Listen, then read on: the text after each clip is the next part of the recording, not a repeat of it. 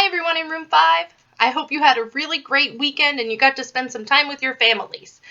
Well, here we are today, and I wanted to read a story to you about finding rocks, because a lot of the activities that you have to do this week are about rocks and the rocks that you may find when you take a walk or look around on the sidewalk, in your backyard. You can find rocks just about anywhere. That's the great thing about rocks. This story is called Everybody Needs a Rock. Its author is Bird Baylor, and the illustrator is Peter Parnell. Everybody needs a rock. And there's a dedication page. This story was written for Jessie. It says, this is Jessie's book.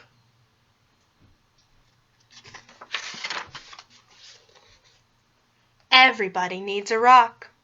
I'm sorry for kids who don't have a rock for a friend. I'm sorry for kids who only have tricycles, bicycles, horses, elephants, goldfish, 3-room playhouses, fire engines, wind-up dragons, and things like that, if they don't have a rock for a friend.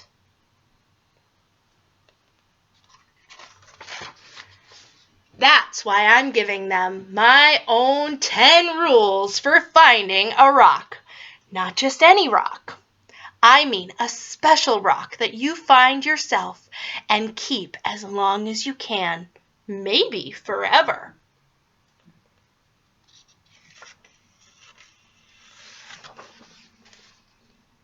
If somebody says, "What's so special about that rock?"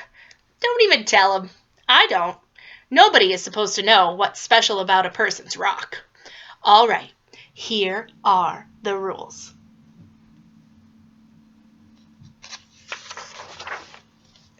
Rule number 1.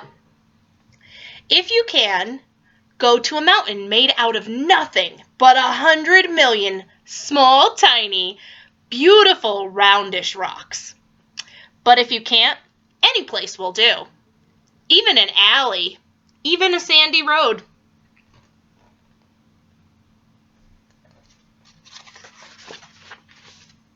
Rule number 2.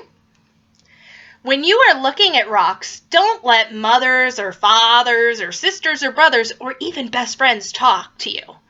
You should choose a rock when everything is quiet. Don't let dogs bark at you or bees buzz at you. But if they do, don't worry. The worst thing you can do is go rock hunting when you are worried. So even if dogs are barking and bees are buzzing and people are talking, just keep looking for your rock. Rule number 3.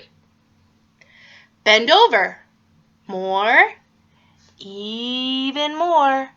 You may have to sit on the ground with your head almost touching the earth. You have to look at a rock right in the eye. Otherwise, don't blame me if you can't find a good one. Look at that. She's bending down really close to the ground. She's looking her rock right in the eye.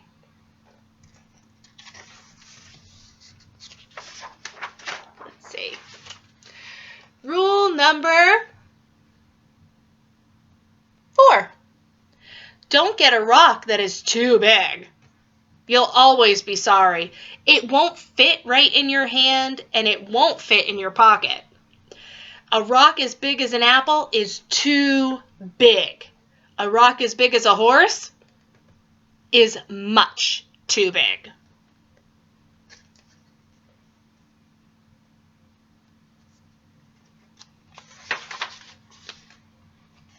Rule number 5. Don't choose a rock that is too small. It will only be easy to lose, or a mouse might eat it thinking that it is a seed. Believe me, that happened to a boy in the state of Arizona.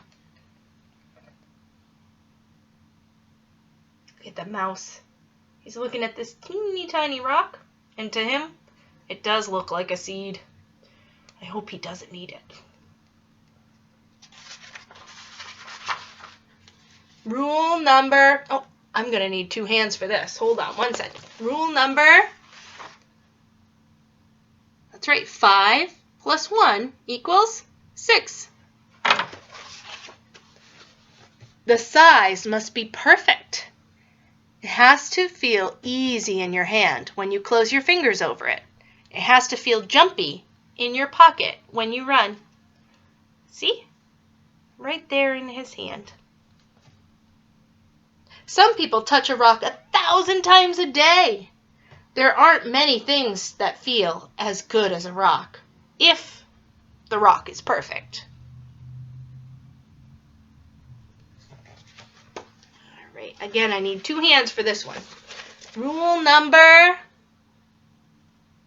7. That's right. 5, 6, 7. 7 fingers. 7 rules. Let's see. Look for the perfect color. That could be a sort of pinkish gray with bits of silvery shine in it. Some rocks that look really brown are really other colors, but you only see them when you squint and when the sun is bright. Another way to see colors is to dip your rock in clear mountain stream, if one is passing by. Why do you think you can see the colors better after you dip it in water? I wonder.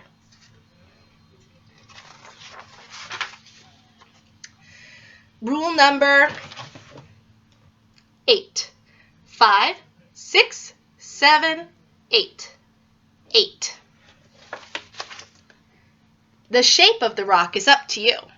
There is a girl in Alaska who only likes flat rocks. Don't ask me why. I like them lumpy. The thing to remember about shapes is this. Any rock looks good with 100 other rocks around it on a hill. But if your rock is going to be special, it should look good all by itself in the bathtub.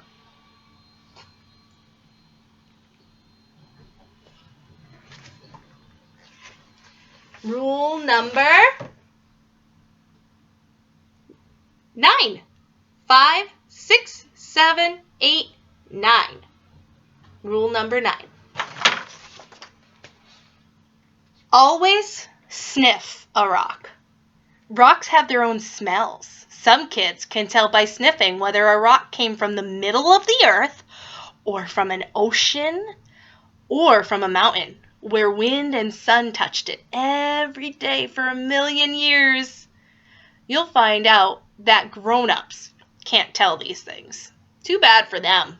They just can't smell as well as children can.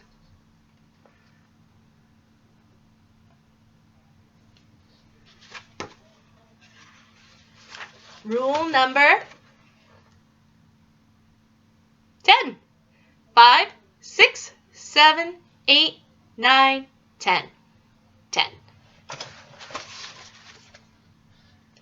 Don't ask anybody to help you choose.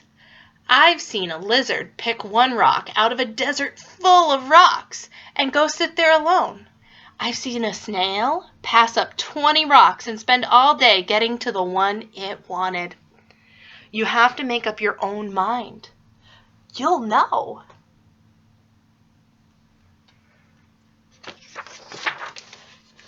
All right, that's 10 rules.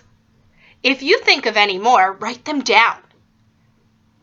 I'm going out to play that. Hold on 1 minute. Let me see. All right, that's 10 rules. If you think of any more, write them down yourself. I'm going out to play a game that takes just me and one rock to play. I happen to have a rock here in my hand. Do you see the rock in her hand?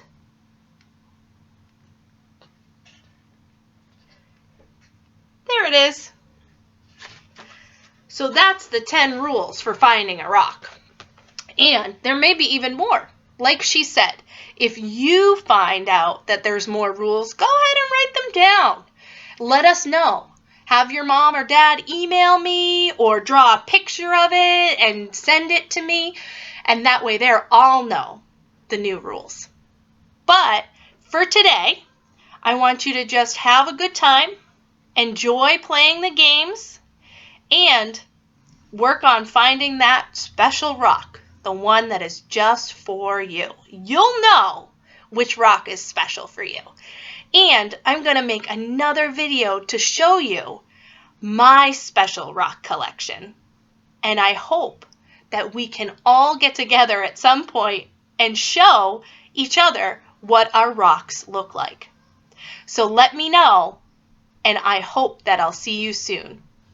Bye, guys.